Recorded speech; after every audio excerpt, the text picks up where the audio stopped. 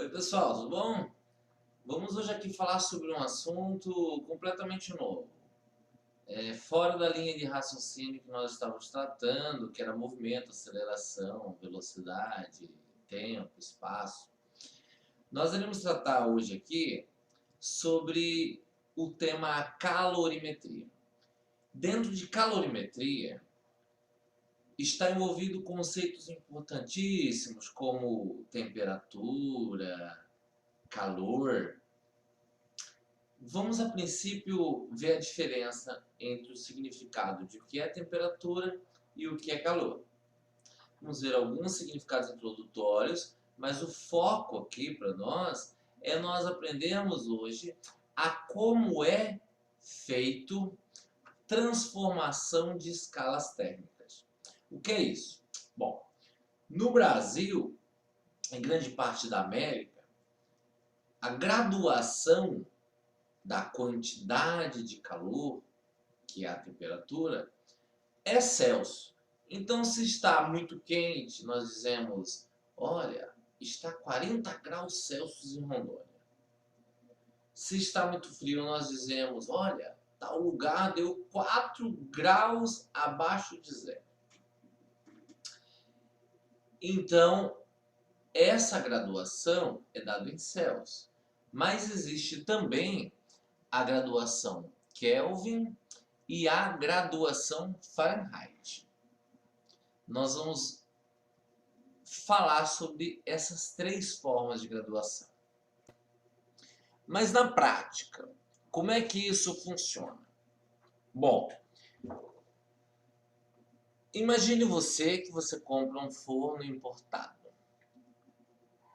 E aí, você tem uma receita que diz bem assim: você deve deixar a 180 graus durante 30 minutos o prato que vai ser preparado naquele forno. O fato, galera, é que se seu forno não estiver graduado em Celsius, 30 graus pode ou queimar ou nem ao menos atingir o ponto necessário de preparo. Vamos dar uma olhada nessas definições iniciais de temperatura e calor? Olhem só as definições e os conceitos aqui desse site que fala sobre o tema calor e temperatura. Segundo a física, calor e temperatura são dois conceitos fundamentais na termologia, os quais são considerados sinônimos. Olha só, calor e temperatura são sinônimos. No entanto, o calor designa a troca de energia entre corpos, enquanto que a temperatura caracteriza a agitação das moléculas de um corpo. Veja bem, até aqui nós já temos um ponto bem interessante para pensar. Olha, calor, ele só vai existir depois que a temperatura seja elevada. Olha só. Toda a matéria é composta por partículas nucleares atômicas. Toda matéria é composta por partículas atômicas. Essas partículas estando em movimento, daí dá-se o nome temperatura. O estado de agitação das partículas é chamado de temperatura. Então, quando você olha para a água e vê ela borbulhando, o que você está vendo, na verdade, nada mais é do que as partículas elementares de oxigênio e hidrogênio, H2O, que compõem a água, a molécula da água, se movimentando. A partir do momento em que uma partícula atômica entra em movimento, em estado de agitação elevado, essa partícula produz energia. Todo movimento produz energia. E é esta energia que damos o nome de calor. E aí o calor poderá ser transmitido de um corpo para o outro, por três formas que nós veremos na próxima aula, que é a condução, a convecção e a irradiação de energia térmica. Vamos continuar verificando as definições. Vejam bem então, o calor é caracterizado pela transferência de energia térmica que flui de um corpo com maior temperatura a outro de menor temperatura, quando há diferença de temperatura entre ambos. É como eu falei, tendo um corpo com maior agitação das partículas e outro com menor agitação das partículas, essa transferência de energia de um corpo para o outro, isso é chamado de calor. E pode acontecer de três formas: condução, convecção ou irradiação. Quando a energia térmica passa de um corpo para o outro, ela pode ser transferida dessas três formas aqui. Ok? Bom, nesse caso, a gente ainda vai falar sobre cada uma delas mais passo a passo na próxima aula, mas em geral, a condução térmica é a transferência de calor quando há contato.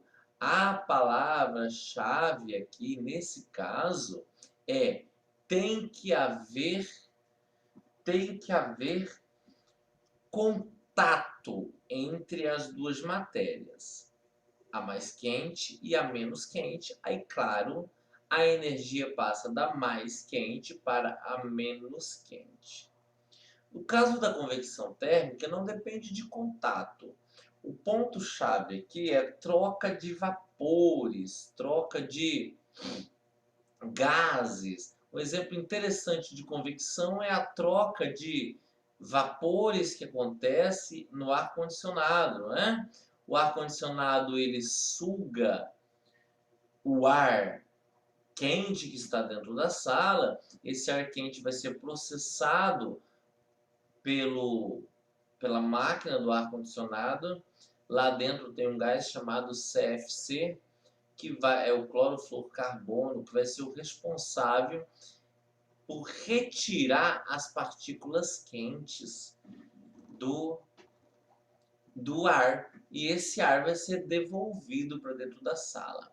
É esse processo de quantas calorias se retira por centímetro cúbico do ar que damos o nome aí de BTU. Então, se o ar-condicionado ele tiver 10.000 BTUs, significa que esse ar-condicionado é capaz de tirar 10.000 partículas de calor de cada centímetro cúbico do ambiente. Tudo bem? Vejamos aqui agora. Se o ar-condicionado ele é capaz de tirar o calor do ambiente, e nesse momento, o ar-condicionado está transformando o ar quente em ar frio por tirar as partículas quentes do ar, da onde será que vem aquela água que pinga atrás do ar-condicionado? É o vapor de água que estava flutuando no ambiente interno. A água pinga para o lado de fora, carregada com o calor que estava armazenado no vapor de água dentro do ambiente. E aí tem por fim a irradiação térmica, que é quando o calor é propagado por meio de ondas eletromagnéticas. Um bom exemplo da irradiação térmica é o Sol. O Sol é o melhor exemplo de irradiação térmica. O Sol, ele só funciona, galera, dentro da atmosfera terrestre. O Sol ele não é capaz de aquecer fora da atmosfera terrestre. Veja você o seguinte, cenas como aquelas dos filmes de ficção, como o filme Armagedon, os filmes da Marvel, onde há batalhas épicas do espaço, é mentira.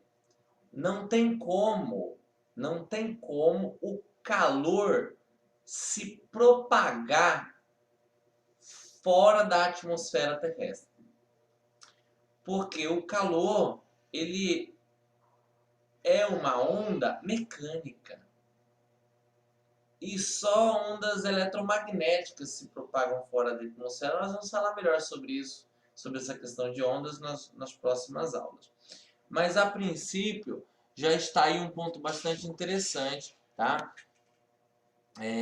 Só se propaga no espaço ondas eletromagnéticas, ondas mecânicas só se propagam na Terra onde haja matéria. Tudo bem?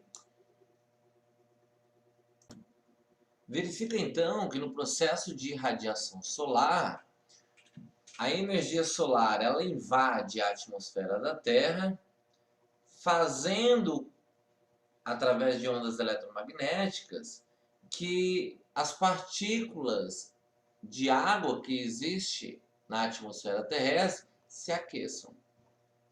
Ok? Isso também acontece com a luz de uma lâmpada, por exemplo, né? Pode ver que não tem fogo ali, não tem corrente elétrica circulando ao redor da lâmpada, mas você percebe que há um aquecimento no entorno da lâmpada.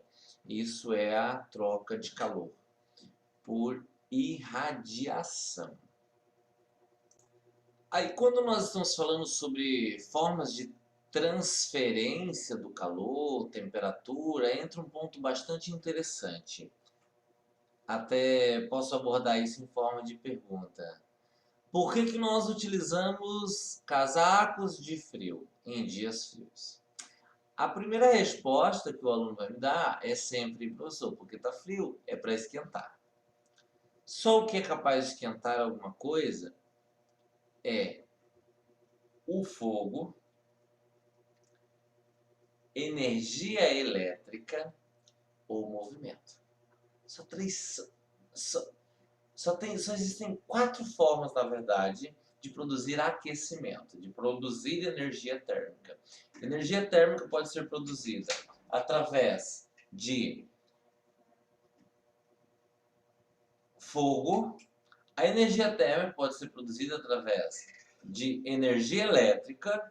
A energia térmica pode ser produzida através de movimento. É por isso que quando nos movimentamos, quando corremos muito, a gente acaba ficando quente, acaba ficando com calor, tá? Não é de se surpreender. Mas ainda há uma quarta forma não tão comum, que são as reações químicas. As reações químicas também podem produzir calor. Se você mistura, por exemplo, permanganato de potássio, que é um remédio, vende em farmácia, muito comum para curar problemas epiteliais, ferimentos na pele, né? Também é utilizado como antisséptico. Se você misturar o permanganato de potássio com a glicerina, um produto também completamente inofensivo, ele também é um emoliente epitelial muito utilizado em cosméticos, na fabricação de sabonetes. Se você misturar esses dois produtos, eles pegam fogo.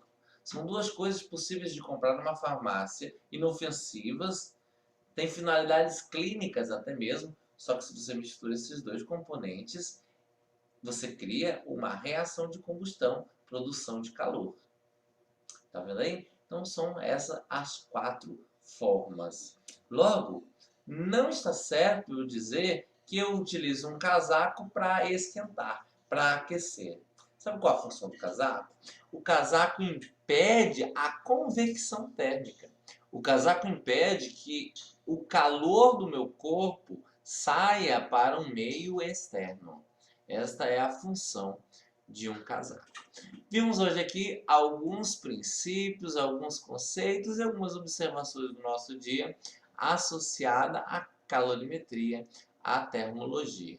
Baseado nisso, respondam as questões aí, por favor, e até a próxima.